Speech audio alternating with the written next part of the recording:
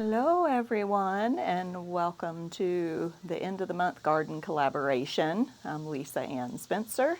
Thanks for stopping by. I'm not sitting in my usual location under the porch because the air conditioner is running full time and it is so loud, so I decided to try to find me a shady spot. The only shady spot right now is here under the lean-to. You can see the chickens in the background. I thought that might be a little entertaining for you. Okay, first of all, the garden collaboration is hosted by Victoria over at Home Educating the Mad Lads, so be sure to go down and check out her channel below. And it is also co-hosted by Maria at the Richardson Simple Living. So go take a look at their gardens. And then Victoria included within her garden video a video of a lady who doesn't have a YouTube channel, but she wanted to participate. So there's a little bit of extra footage from that. So hopefully she'll be joining our collaboration every month and we can see the progress of her garden. So today's video may be a little longer because I felt like I haven't really shown you lots of things, and middle of summer here. Today is like July 26th, I think. There is a lot going on in the garden, and I wanted to take the time to show you all the things while they're in their full glory. Also, what else? So yeah, this month's garden question is, where do you get your seeds from for your garden? So I am a big seed saver. I mainly grow heirloom fruits, flowers, vegetables, and try to save my own and propagate my own. I can't always do that, but that's my goal. I've been doing that for about 20 years, I guess. And I have an Etsy shop where I sell some of my heirloom seeds that I have been saving for years. So I'll try to remember to link that shop below. And then you can go check it out. You can just take a look at some of the things that I offer if you're interested. And I like to pick up seeds from family and friends. When I visit anybody's garden and there's dry seeds available, it's like, may I take some of these? Yes, you may. So I grab seeds here and there. When I visit parks and zoos and I see flower pods, I'm like, ooh, I think I'll take that. I've been able to get some interesting flower varieties that way. It's not stealing. They just fall to the ground and they waste them and they don't care. So anyway, I'm a seed saver. Excuse me. Otherwise, I belong to an organization called Seed Savers Exchange. They put out a catalog. I try to get my seeds from there.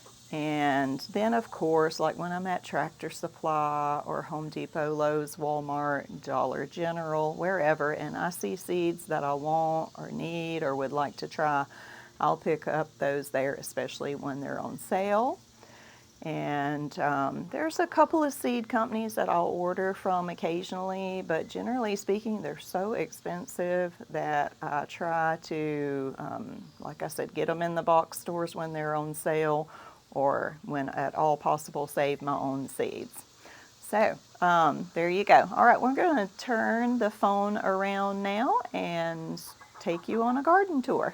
My swing is right here in the middle of everything because we like to come outside at night in the evening and watch chicken TV. So yeah, that's how we entertain ourselves as a family. But I have all my pots here. I did make myself a little herb area with my sage and oregano. The sage is really doing beautifully. The oregano's doing so-so, but I think that it will be fine. We have been harvesting and dehydrating our herbs, so we have cut that one back a little bit. So several of these big pots, I had extra tomatoes. Either that I had lost the label and didn't know what they were, so I just stuck them in pots. I have no idea what this is going to be, but you can see it's blushing, and then a cherry tomato that's just loaded there with green ones. So I've got about 3 or 4 of those in pots. This is my lettuce mix from spring, and I've just been letting that go to seed. It is almost ready to harvest, and I'll just blend those together, and that'll be my lettuce for the fall or spring. I have these pitiful little nasturtiums. The heat is really taking its toll on them, but I just stuck them there in this citrus planter here, and it is too small, and I have got to get it put in a bigger pot this fall. Here's my potato that was sprouting in the kitchen cabinet that I just threw in there, and I've just been adding more and more soil as it gets taller, so hopefully I'll have at least, some potatoes there. This is a little pawpaw tree that I grew from seeds. And down here is 3 pink muscadines that I grew from seeds that I had saved from a plant in Georgia, from my Georgia garden. There is a peach tree right here. It's not looking great, but it was just found growing in the compost. So I like to save those. I'll probably just put it out somewhere in the yard. Same thing here. This is persimmon trees that I saved. I grew from seeds that I saved. Some flowers, cleome, and a different type of basil that I don't really use that often, but I like to grow it because it attracts bees and pollinators. This is just a house plant that really needs to be brought indoors. I don't remember the name of it, never can. Same thing here, another tomato. It's really loaded down with green fruits.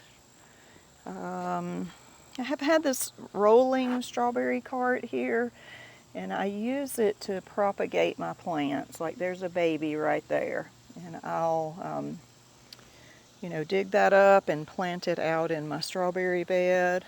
I threw some dill seed there. I've got one nice plant there. There's a volunteer tomato plant growing there with some little babies on it. And then I had these 2 struggling peppers. And they've been here for probably 2 months, but they're finally starting to grow just all of a sudden. So I only had 1 of each, so we'll see if those will grow. Here is a volunteer tomato that grew right. I don't know, couldn't have picked a worse spot, but it is like taking over my watering area in my herb garden. There's more dill, and this is my mint plant that's gone to flower, which is really nice because there's pollinators all over it right now. And then around here is my thyme plant. It loves it here, so happy for that. I feel like I'm zoomed in, am I? Yes, I was. There we go. This is my flower, my mostly perennials, but some annuals. I had this gladiola. It bloomed. Hopefully it'll survive over winter.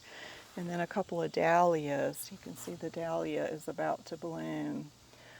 And then this cleome. They just are volunteers. They pop up everywhere, but it's gorgeous.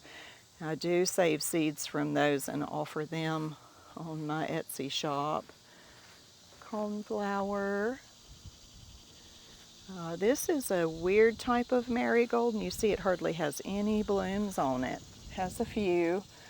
I don't even know, I think I just had like an accidental and I just let it grow. So I won't be saving seeds from that one since it didn't produce many flowers. There's another coneflower looking beautiful. What is this? Is that a weed? Okay, that's weird. I think that's a weed. There's a daisy. It'll bloom next year. This is a swamp hibiscus. This is one of the things I stole some seeds. I was at the Birmingham Zoo and they were blooming, and I got me a handful of the dried seed pods, and I've been growing them ever since. And here I planted an onion bulb, the flowering kind. It died back. Maybe it'll come back next year. Not sure. I did get my rain barrel hooked up so it catches the water from the roof. And then I have a soaker hose attached to it and wound it through my flower bed. So I just open up the nozzle there when it's full and keep the flowers watered. Now turn around and see my main garden. You see all this straw? It is straw from cleaning out the chicken coop, so it was full of, manure.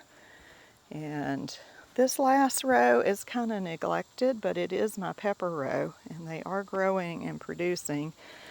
I see little red tomatoes there, and honestly, just to tell you the truth, this was an extra tomato that was in the pot, and I just stuck the whole thing there hoping I could get to it later, and I didn't, and it rooted, and there it is.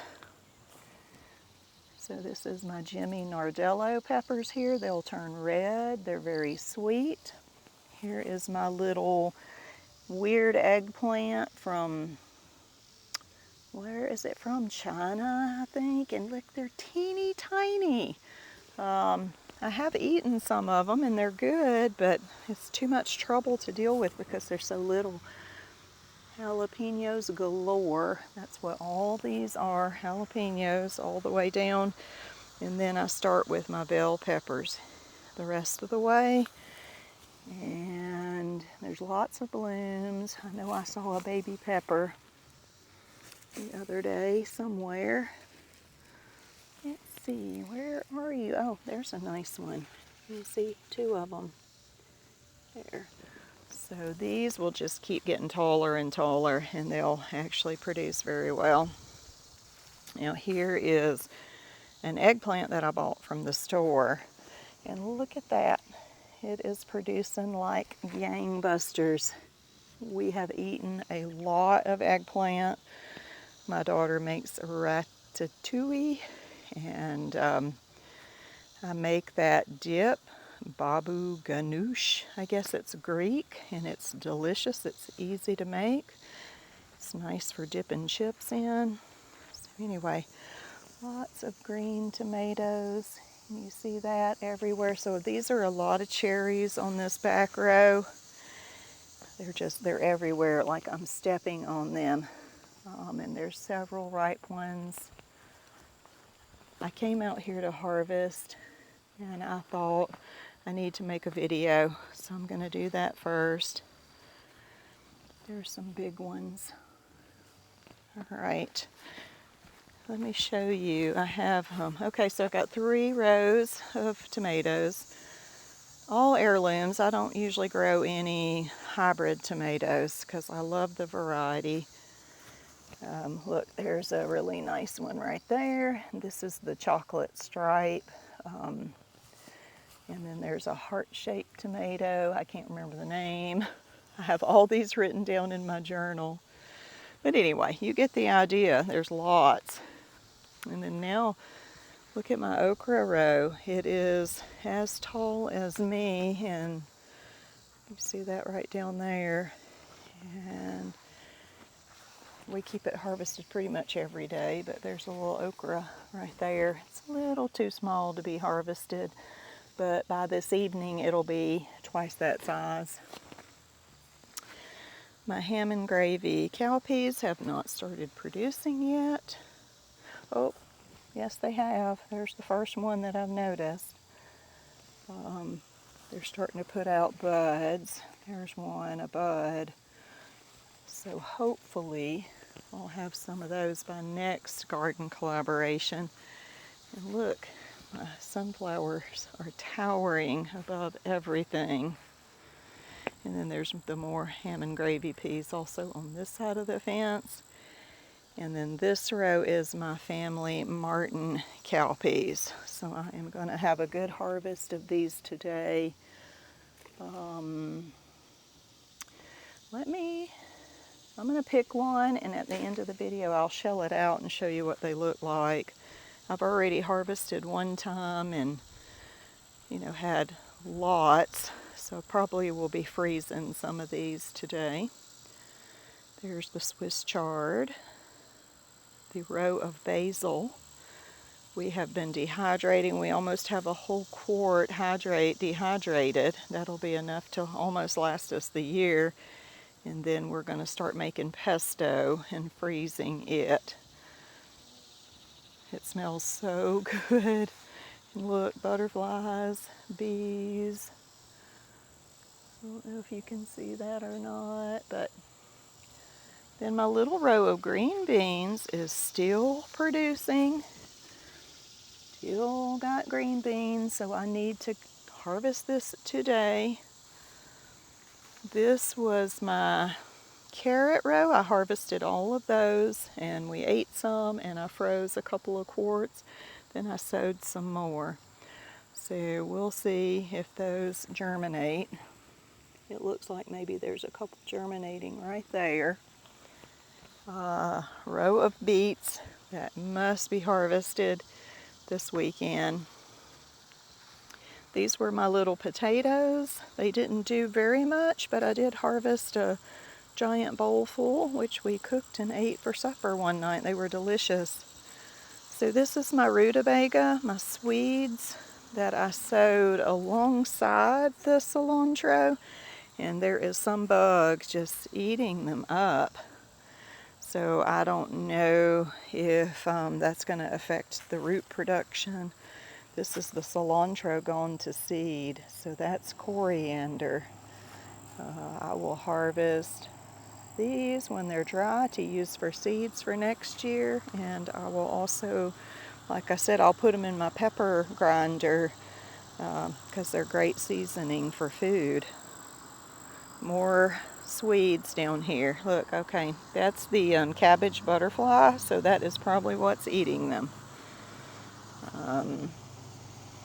Yep, look, there's the little caterpillars. And I don't know. I'm going to have to, I do have some organic spray for that, and I should do that this afternoon. And then the last row is my flowers.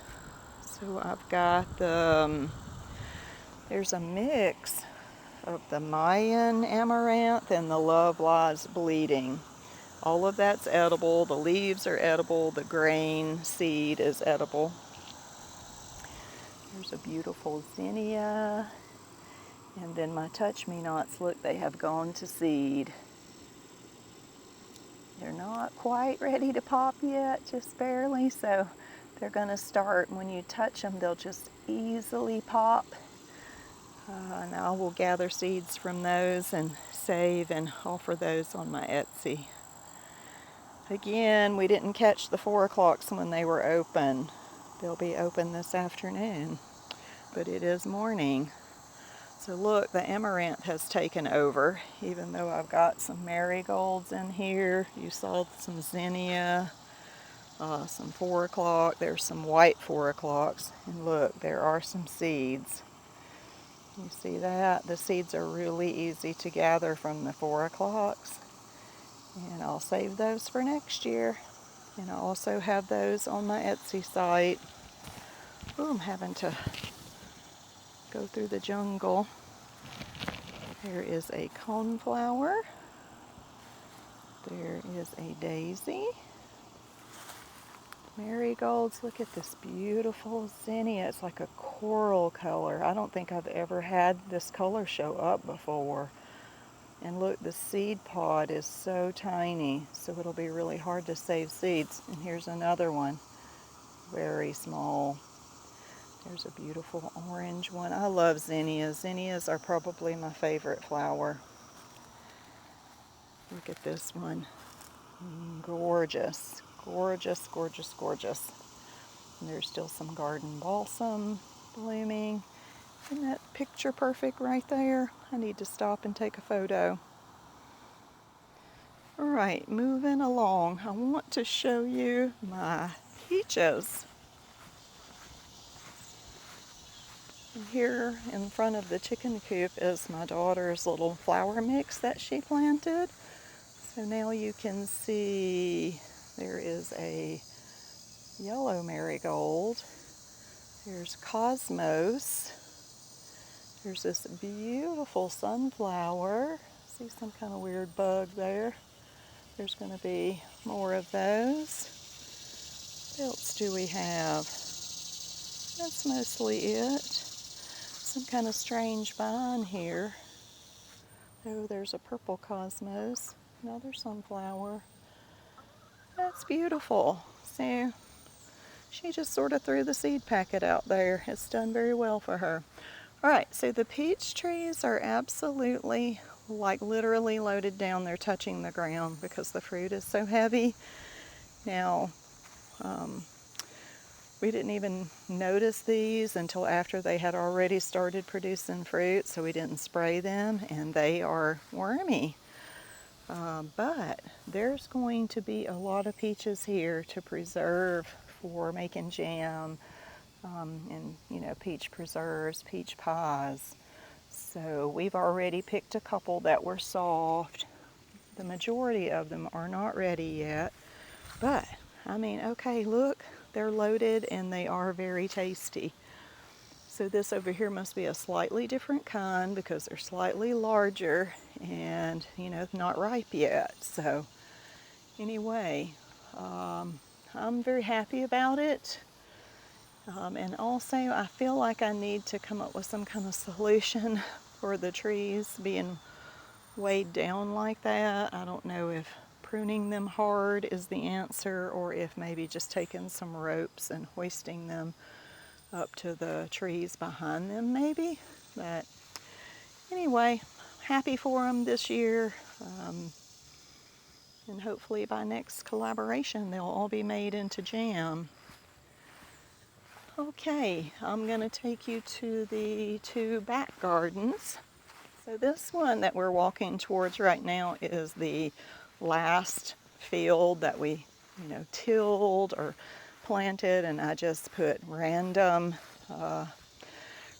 seeds and random plants that I had left over. But again, I've mentioned before, these are little mini pumpkins, but I don't think it's going to make a thing because you see the deer are browsing every night. They just eat the leaves, they eat the blooms.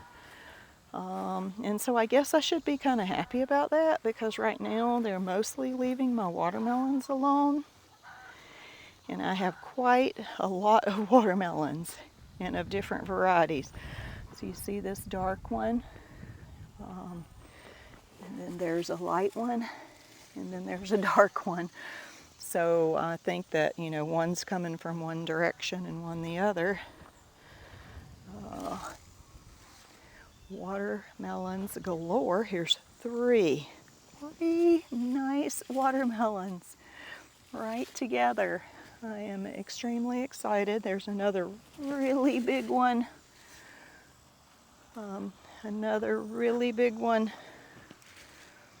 There's a little baby under there next to a teenager. Another dark one. So it looks like hopefully we'll have watermelons, and I know that the deer have been known to come and take bites out of them. So, oh yeah, turn around. Here's more on this side. There's another one, and there's two more. So then this next row of watermelons was just old seed. I don't know if you can see, but there's like 1, 2, 3, 4, 5, 6, 7, and they've hardly grown. They still may, make some melons. Like I said, the seeds were going on like maybe 15 to 20 years old, so I'm surprised they did anything.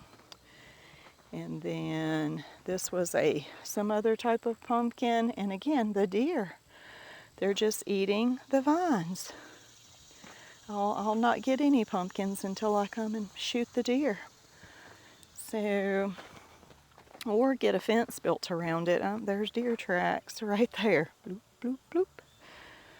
And I planted recently a row of green beans. And the reason that I planted these here, you can see them germinating there, looking good, is because when I had my garden last year in Kentucky, the deer were terrible, but they did not touch these beans.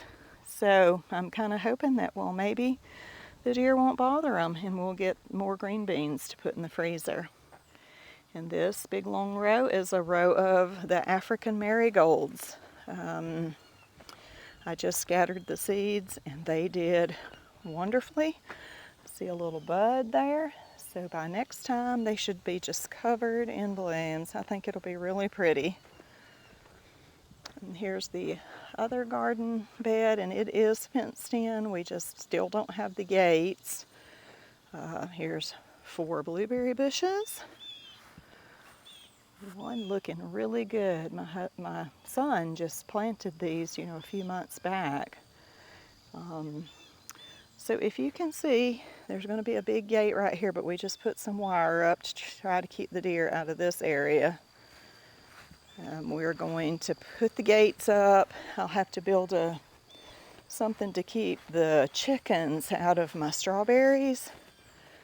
So here's also, we just put this wire up temporarily. And I came out here to start harvesting. There's my bags. But I said I need to video. So here we have chamomile in the strawberry bed. I sowed seeds, 2 kinds, Roman and German. And they're hard to tell the difference between, like, this is Roman on this side and this is German. We've already started harvesting some of the seed heads for tea. This barrel is my second batch of asparagus. They have not started to germinate yet, but they look like they're alive. I think there's maybe 9 or 12 in here. So hopefully by next month, those will start growing. This is my strawberry bed, and I just weeded through it, and already the grass is starting to take over.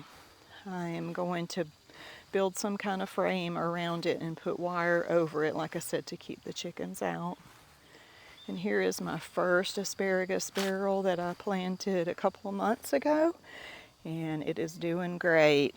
I got the barrel around it to keep the deer from messing with it, but once we get the gate fixed here and down there, I can remove the barrel, I think. Maybe, maybe not. My raspberries, I cut out all the old canes that were producing this year, so these are all new canes for next year. I weeded it and mulched under it. Here is a gourd plant that I planted on the outside of the fence. Actually, I thought I planted 2, one here and one here, but this was a pumpkin, and the deer are eating it every day. But the gourd, they leave alone, and there's little baby, birdhouse gourds coming. So that is cute. This will be really interesting to see. All right, moving along. My second raspberry bed is quite a bit smaller, and you see my mess here from all my cuttings. If you look outside the fence back there, and you see that, there is a row of raspberries. I'm going to dig those up in the fall and transplant them over here into this bed, into these empty spots.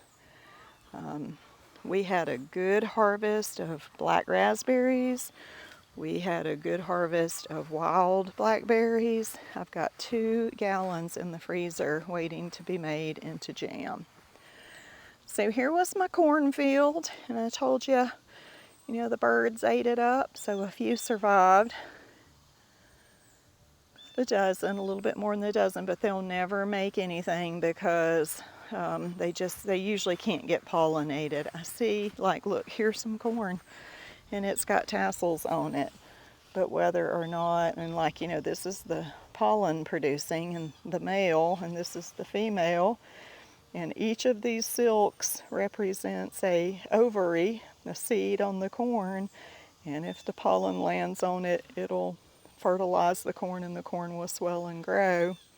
But like I said, there's just not very much out here, and I'm sad about that, but next year this area will be fenced in, and if I have to lay netting over it to keep the birds out of it, then that's what I'll do.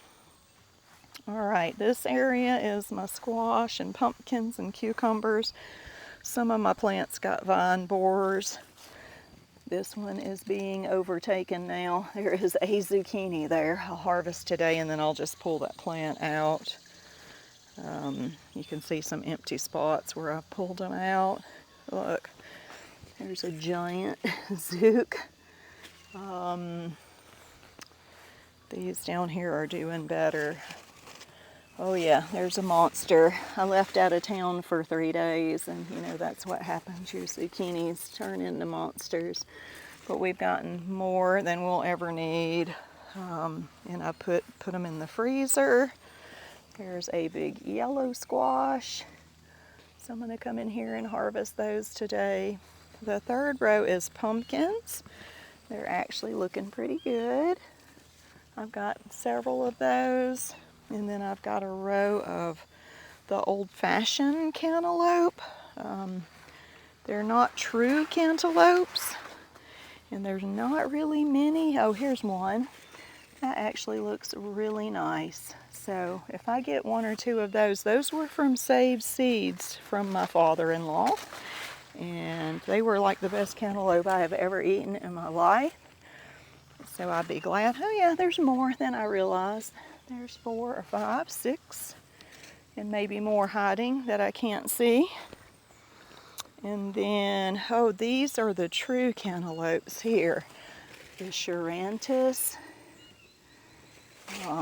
They are so beautiful. They'll start to turn orange like just in one day. And the second that they start to turn orange, they're ready to eat. So I'm going to have so many. They're just loaded, and they're the most delicious cantaloupe to me ever in the world. I grow these from saved seeds. They grow pretty easily. They're delicious.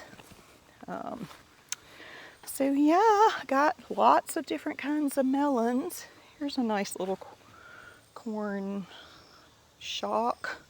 All right, cucumbers. Look, again, I was gone 3 days, and I've got monster cucumbers out here everywhere. There's a honeybee. Monster cuke. Oh my goodness. That one won't be any good. I've never saved cucumber seeds. I may try to do that this year. You know, and you just leave them on the vine and let them completely ripen and almost start to rot. That's when you save the seeds from them. So these have done so well this year.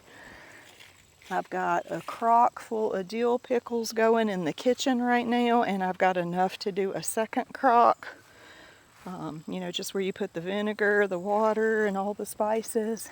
And then I have this hybrid cucumber here for fresh eating, not necessarily for pickling, even though you can pickle. Look at these big monsters. And I send my extra produce to work with my husband, and so the people there love me. Of course. They're like, ooh, is your wife going to send some more produce today? I'm going to start putting a donation box so that I can, like, at least get money to buy seeds and fertilizer. All right, that's it. The chickens are hanging close to the shadows today of the coop. It is hot, but it's not as hot as it has been being. Whew, okay, sweating. My hair always looks like, I don't know what, it goes everywhere. So first of all, I picked a few more, and you can see it's not necessarily different stages, it's just the variety in the pea itself. Now we call these peas, they're cow peas, not like English peas. These are what was considered poverty food in the South, and also it was, you know, grown to feed the cows and slaves, honestly. And as far as I know, nobody in my family ever owned slaves. We were always poor, and we grew them for ourselves. In fact, this variety right here is the T.E. Martin, and I have records in our family and from other families that it was grown in my hometown pre-Civil War, and then one of the brothers traveled to Louisiana and grew the pea. And a lady there I met, and she shared the pea with me. I brought it back to Mississippi, where my family is from, and we grew it there and shared it, and all the old Martin men said, oh, that's just the old Martin pea that we've been growing forever. So it is the Martin family pea that's been grown for I don't know how long. So it has a lot of variety in it. It's very high protein and kept my family alive, I know, for many years. But you just, snap the end off of it, either end, and it kind of has a little zipper, and you just unzip it. I don't have a bowl here to catch them in, but they're kind of speckled. They're pretty small. You have to do a lot of work for a few peas, but once you eat them, you understand they are delicious. Can you see those? Hope that's not too blurry. Whoop! Let's see if I can tilt my camera to focus on that. I did pick a dry one. It's rattling, you hear it rattle? So I'll open it up, and the peas turn kind of a dark brown speckled when they're dry. So I'll save these seeds for planting next year, and I'll also sell these on my Etsy site and share them with all my Martin relatives that are interested in preserving these. So there's the dry peas. And again, let me tell it to focus. There we go. Anyway, the T.E. Martin pea. I love growing these. Gives me a connection with my family through time past, and knowing that it seriously kept my family alive, through those years. There was no grocery stores, there was no refrigeration, and everybody had to grow and preserve their own food. So I'm thankful for the pea. All right, hope this has been an enjoyable garden collaboration tour for you. It's been a long one. I warned you it would be long. Be sure to check out the links in the description box below for the others who are participating and for our hostesses. And also my shop should be listed down there. And as far as I know, I will be back next month, end of August. And, it'll be a different story by then. Things will be winding down toward the end of August. So I'll see you next time.